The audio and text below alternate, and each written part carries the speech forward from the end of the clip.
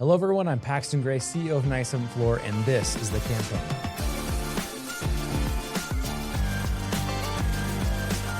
Thank you for joining us today for another episode of The Campaign, where we talk with marketing leaders about better knowing your audience, innovating beyond best practice, and converting visitors into customers.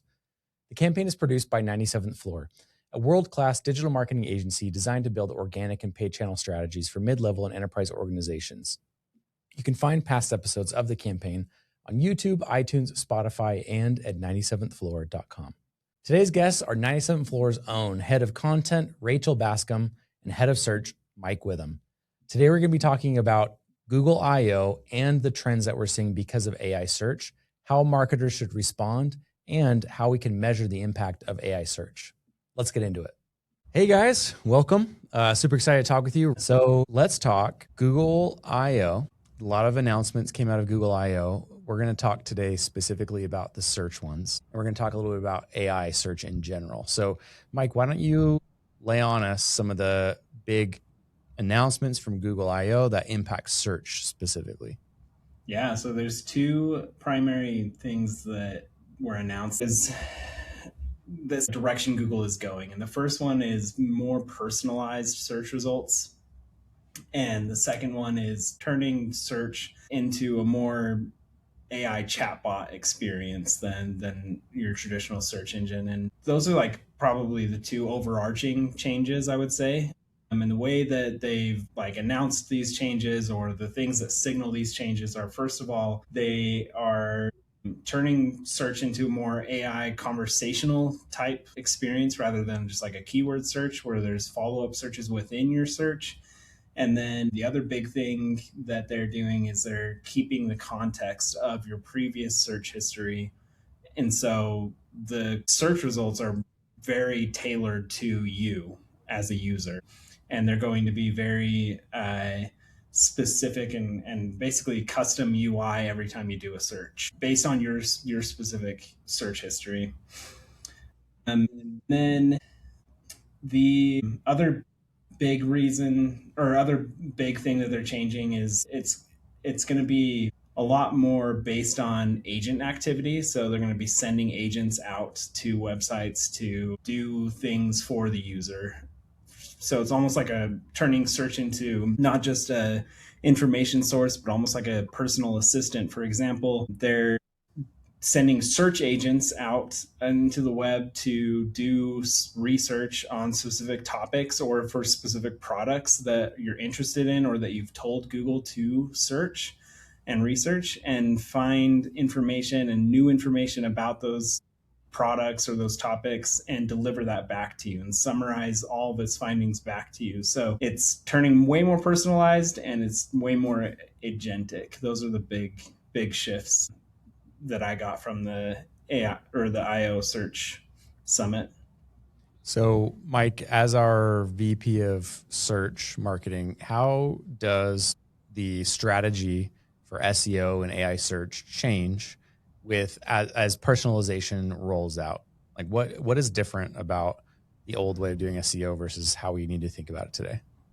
Yeah, so really it's about knowing your customer and knowing the customer journey and having content and having information resources for the user for each stage of their customer journey that these systems can pull from and give to the users who are doing their research on products or services. And from a content perspective, that's really the big shift, is tailoring not just about a specific subject, content about a specific subject, but a specific subject in the context of a user that's looking for that information, if that makes sense. And then the LLMs are looking for information across an entire topic. So it's not just answer a question or optimize a page for a keyword, but you have to have topical authority with multiple pages, multiple pieces of helpful content with unique perspectives and unique data, unique research that provide that topical authority and prove that you are a good source of information for each of those subjects. So we've always done EAT, like expertise, authority, trustworthiness. Like that's always been part of our roadmap for content strategy. And we've been doing hub and spoke model for a long time too. But now we're tailoring it more to prompts and query fanouts and specific things that LLMs are looking for rather than just general keyword searches. So Rachel, if you don't know, Rachel's over our content here at 97th Floor. Rachel, how do you see some of these announcements and develops in platforms and as like impacting our strategy? Like what are some of the things you're thinking about? Yeah, to build on what Mike is talking about, the audience first aspect has never been more important. And that applies to both the change that we talked about with more tailored responses and the change with more agentic booking and purchases, things like that. So you have to be thinking about however much you were thinking about your audience before, you had to think about them twice or 5 times or infinity times more because there were things that maybe you could get away with before when it came to your content around, we talk about authority, and you could maybe create a bunch of content that your audience likes but doesn't really fit into your unique expertise or your unique point of view, your unique value propositions, even where it didn't necessarily matter like it does now. if so for an example, if someone's talking to AI and they're asking about product recommendations, and then they say, okay, my main thing that I care about, or they've said this maybe previously, is price. Like I want it to be affordable.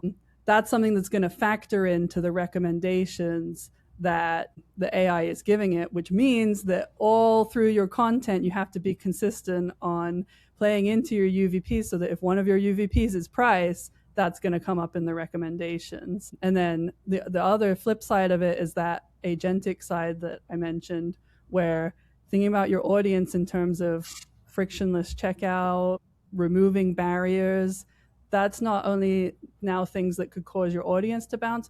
I think humans maybe are probably actually more resilient when it comes to that kind of thing than robots are. And now you have to consider the robots. And if checkout is not frictionless, you're going to run into issues.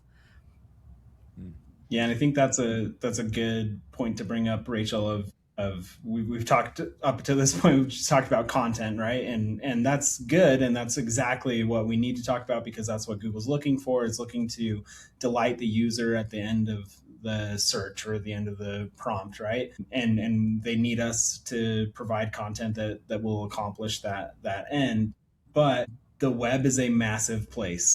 So Google can come out and say their guidelines are write helpful content all they want. But at the end of the day, they have to go through billions and billions and trillions of pages to find the right content to serve to users. And so technical is a huge part of this, feeding the information to bots, to agents in an efficient way that allows them to find what they're looking for and deliver it to a user very quickly is so essential right now. And that's a really interesting point to bring up in the sense of content and bots coming to your site because your shared traffic now.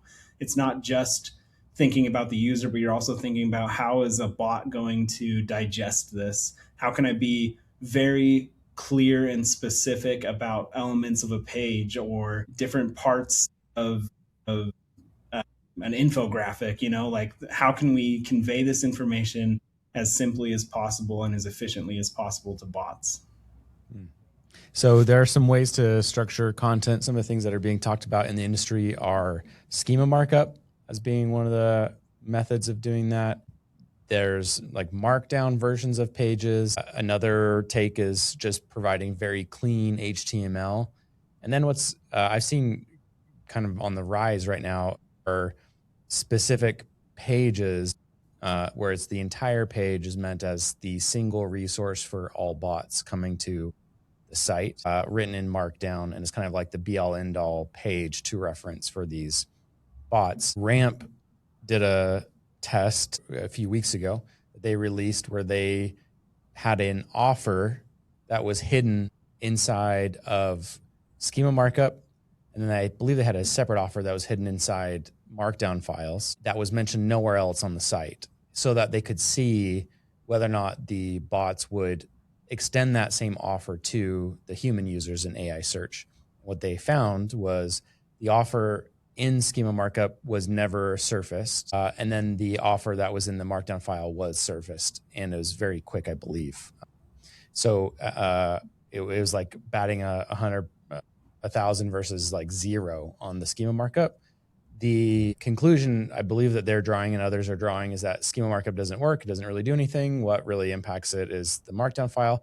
I think there's a lot of variables, and that's a big conclusion to draw from that. But it is interesting. Curious where you, Mike, are sitting for the agency and the work that we're doing on like how to structure things so that bots can consume them. Yeah, so it's interesting what has come out of resources bots use to understand context on a page or understand the information being conveyed or different elements of a page. It's interesting that you bring up schema markup. We've done tests where schema markup absolutely did help. And if you think about the concept behind schema markup, it's a way to parse out information and deliver information in a different way, in a more direct way than having a bot come and just read through the HTML and piece together the information. So it's calling out specific elements of a page and giving that information really cleanly. So maybe in that specific scenario or for that specific set of prompts that they were tracking, it wasn't working or didn't make a difference. Maybe, but I do think I agree with you that Pax, that there's lots of different factors and elements in play that prove or disprove, that would need to be considered to prove or disprove that schema markup works. But the idea behind schema markup working is that concept of delivering content in a more efficient way. And it's really interesting because schema markup was invented and used by search engines to display content in search results, in search result pages, on search result pages in a different way, like in people also ask or featured snippet or different site links. It was never created technically for that purpose of delivering content to bots to then be used in generative results, but it works and it makes sense. Another one that's really interesting is the accessibility tree. The accessibility tree is meant for individuals and users who are auditorily or visually impaired, and they need assistance to understand different pieces or elements of a page. And so that function of a page that was built for specific users that needed that assistance is now being used for bots to understand and get information that they need about specific pages. So schema markup, accessibility tree, and then like you said, Pax, HTML, clean HTML, or straight up markdown versions of a page. Those are really easy for bots to crawl, whereas JavaScript, it is a little bit more difficult. They have to execute JavaScript. They have to do a lot more processing.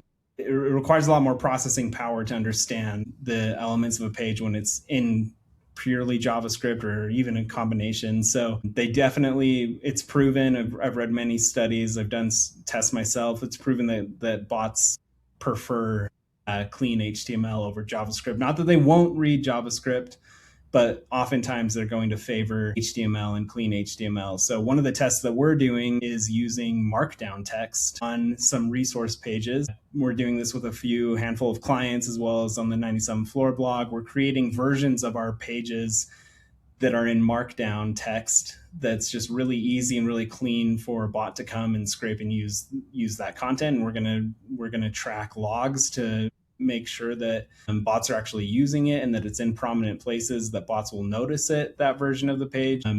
So kind of like the example you described, Pax, we've got some of that in the works, and it's kind of an exciting space to be in. And it's like I said before, the web is a massive, massive place, and good content is always going to win, but good content that is delivered in an efficient way to these bots is going to be the ultimate winner at the end of the day.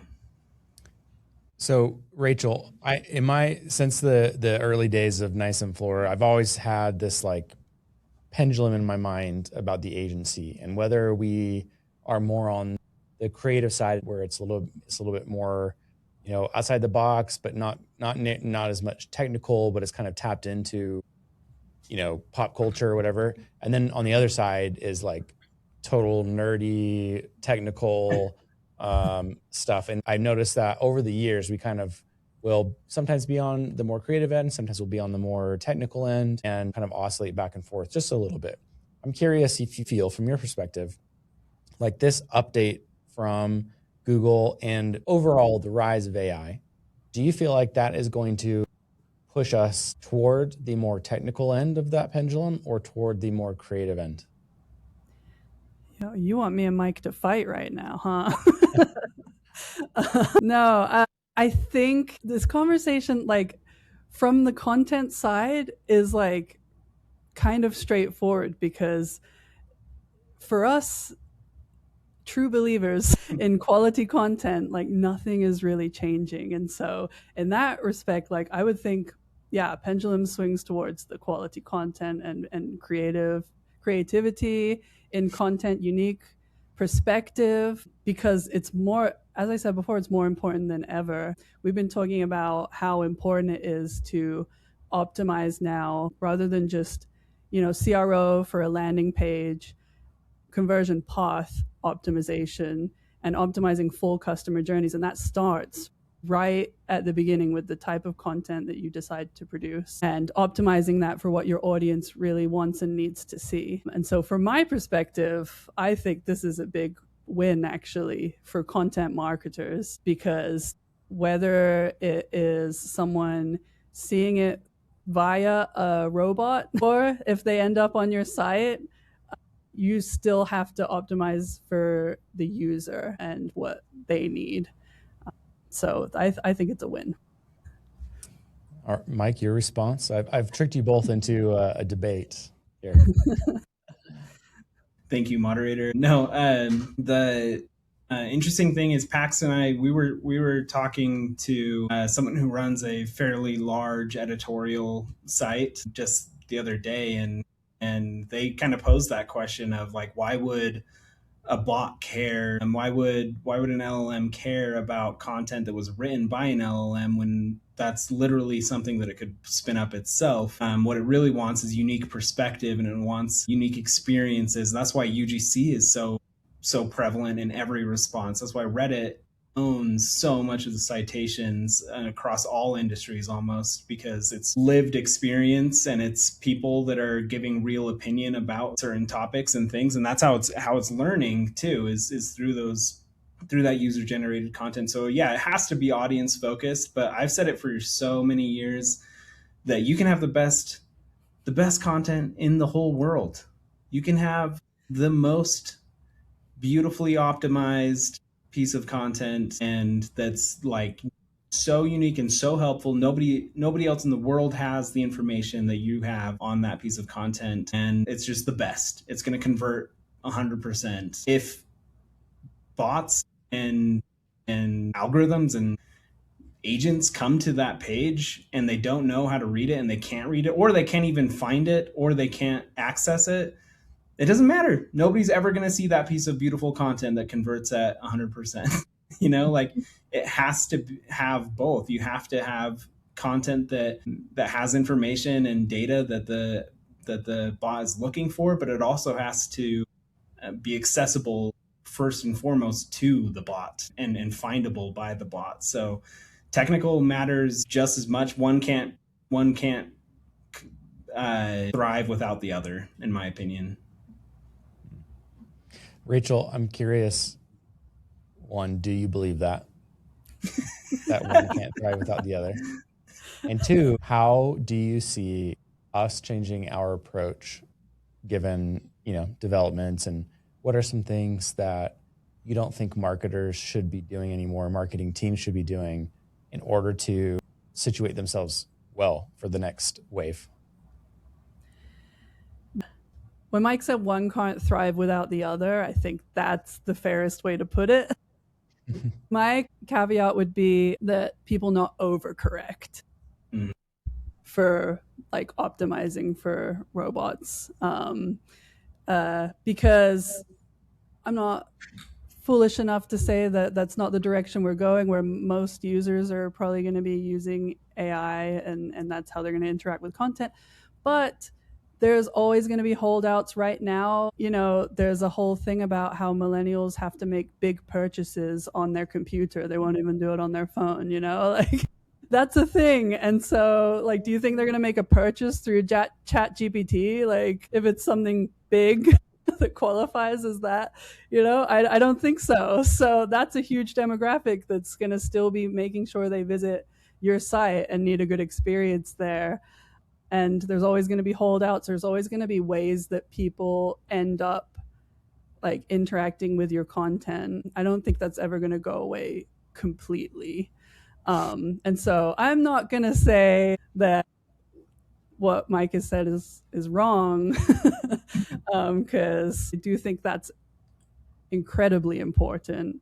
But I do think that good content is resilient, and that there's always going to be a place for just content that like speaks for itself. If you overcorrect and you're only thinking about optimizing for just robots, you're going to end up like the people who were keyword stuffing back in the early days of Google, because every update that they make is to try and get a better user experience. And so even if you do try and game the system and pander to the bots, it's not going to work out, right? So your audience is your best bet. Yeah, I think I generally agree with that. I think a lot of the industry content was a means to an end. And I think I would limit that statement to written content was a means to an end of, ranking higher and improving search. And that's what the end was for the content. And I think I wonder, content I think should still be a means to an end, which is ultimately conversion, speaking to an audience, building brands, building fans. But it seems to me like the equation should be slightly shifted, where instead of content being a means to an end for SEO and search success, it feels like SEO technical and AI search optimization should be a means to an end to serve the content and help the content perform, which in turn is a means to an end to help the bottom line instead of going the other direction. So I see this as a slight shift in, I don't know if power is the right word, but a slight shift in strategic power, at least, in favor of the more like content and creative. I think if brains are smart, that's we're not going to forego the AI search by any means. But I do think we should maybe start thinking about the creative a little bit more than a lot in the industry has, Yeah. I think it's been implicit in what we've been saying, but just to make it explicit, we're talking about content, not just written content, but all forms of content.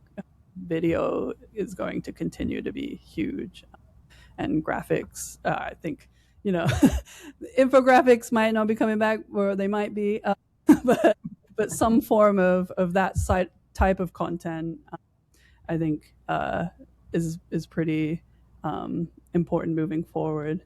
Yeah, I agree with that. So what about these brands? Let's shift a little bit to attribution, which I think is a strong word and implies a lot of different things. But the fact is, for brands and specifically like CMOs and marketing leaders to get budget, they must attribute success. They must say, here is how I'm winning. And the old formula, like old, we could see, hey, you are ranking exactly here for this keyword, and that has brought in these specific visits, and 20 out of those 18 visits purchased, or 20 out of 18, 200 out of 800 of those visits purchased. And I can see exactly where they went, what they purchased. And then in 2013, Google removed all of that. So we don't see that data anymore, but we could still see generally organic traffic, what kind of conversions we're getting from that channel. Now, with organic traffic going down, being eaten up by AI for a lot of brands, a lot of it is a lot more opaque. So first, let me state, this is data from Google's I/O. I want to get your reaction to. Google says AI mode queries have been doubling every quarter since their launch. First first reaction to that? Do you believe it? Or are they just masking the fact that they are just applying AI mode to more queries? Like, I don't know. I kind of seem skeptical of that it's doubling every quarter since launch. Google loves to release statistics like that without giving additional context. So mobile searches have been the majority form of searches for like over a decade now, right? Since release of the iPhone in 2008, right? Like it's just mobile has taken over search, and that's the biggest driver of searches. And Google, since AI mode was released, AI overviews and AI mode was released, if you click on the AI overview in your search results on your mobile phone, it automatically takes you to AI mode. So yeah, of course they're doubling and tripling and quadrupling, whatever. Like the primary source of your searches, it's an automatic default that goes to that mode. Yeah, more people are going to use it, not because they chose to, but because you defaulted for them to use it. That's my opinion on it.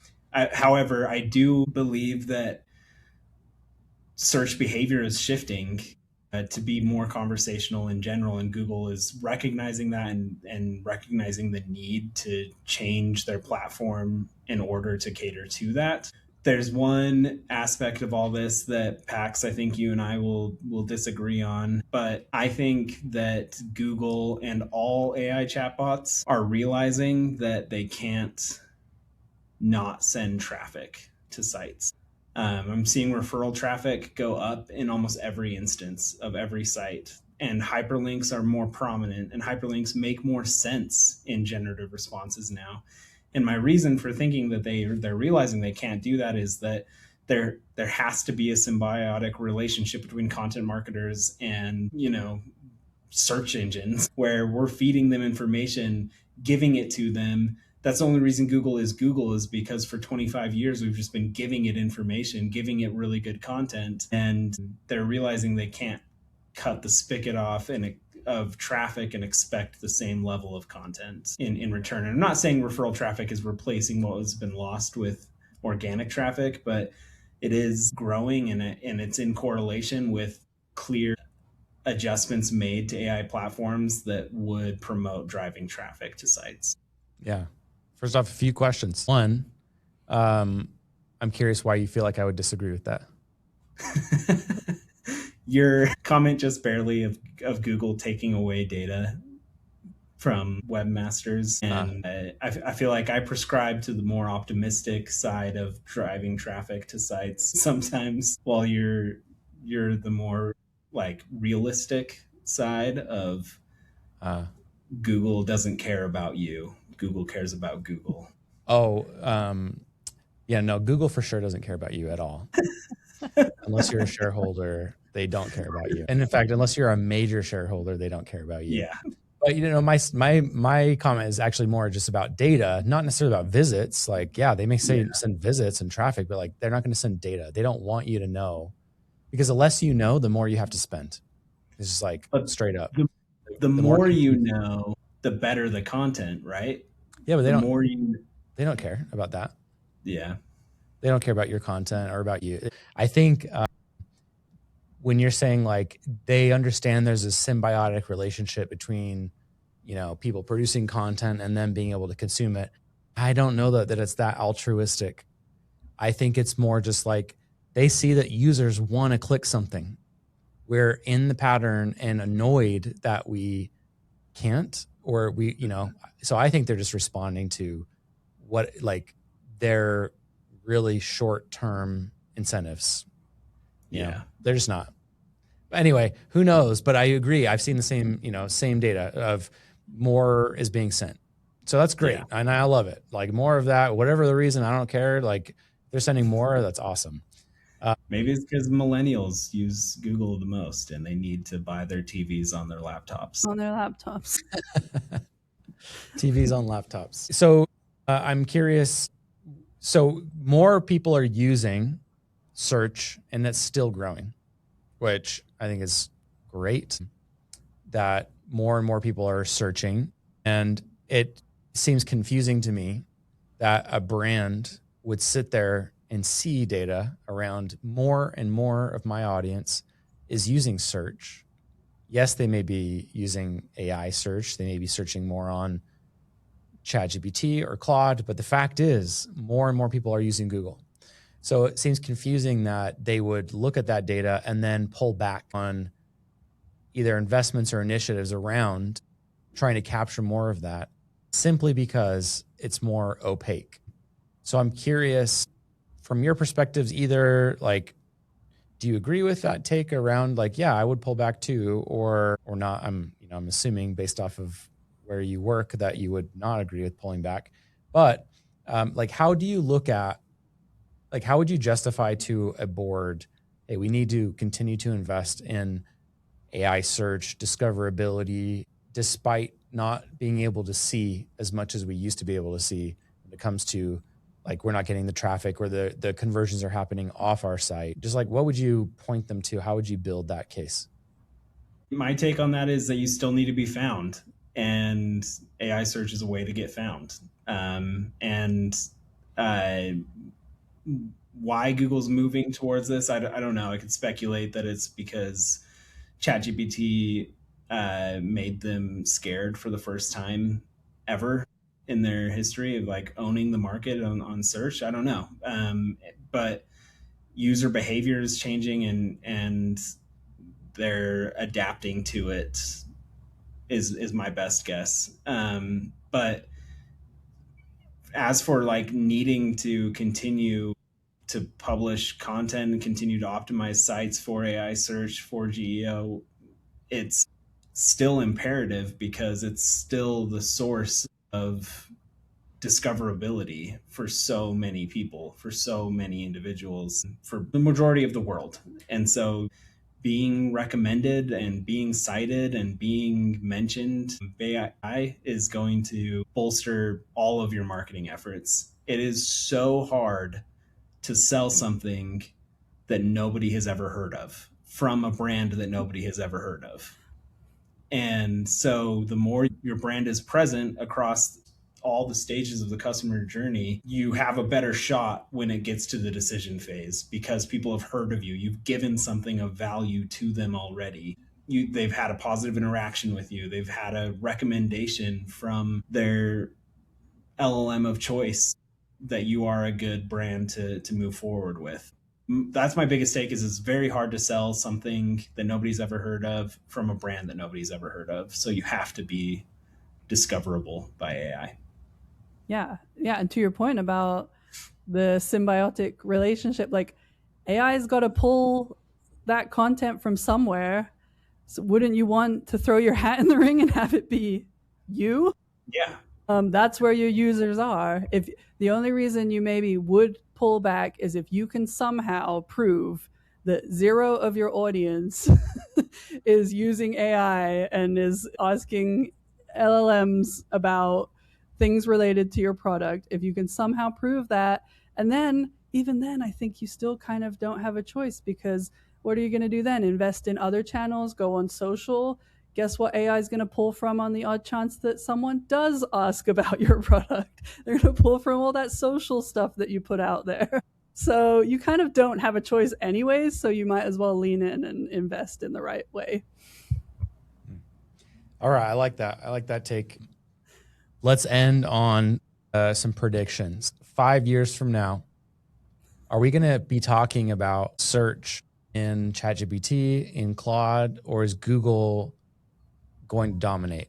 Some points in favor of Google dominating. You know, part of this release is they're saying in search, you Google something, you can click a button and it will write an app that you can use in search to solve your problem, which immediately, as far as casual users go, make it unnecessary to use many of the other platforms to build things. And that will just evolve. Google has all the cash. Google has a lot of the power. Will these other platforms go away, or do you think someone's going to win and we'll still be talking about them in 5 years?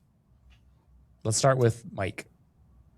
100% Google is going to win the AI search race. So there's no doubt in my mind, unless there's some massive government intervention that actually makes them stop being the monopoly that they are. They're going to continue to dominate the search space because they have all of the pieces already. They have the technology, they have the model, they have the infrastructure, they have the decades of data that they've been compiling that they can train the model on. They have all of the pieces in place already that no other LLM, no other AI platform at this stage has. No, Anthropic doesn't have it. Amazon doesn't have it. Meta for sure doesn't have it. Grok for sure doesn't have it. Perplexity doesn't have it. Like, they all have pieces of the necessary elements, but they don't have the entire package, which Google does have. And Google is a profitable company. Google is currently a machine that pumps out billions and billions of dollars every year, whereas all of these other companies are burning billions and billions of dollars a year trying to stay afloat, trying to stay alive. All right, so we got Mike in the Google camp. Also, some big claims around Google being a monopoly. He's calling. So let's get that clipped. Let's get that saved. Rachel, your take. This is gonna age horribly for me, I'm sure.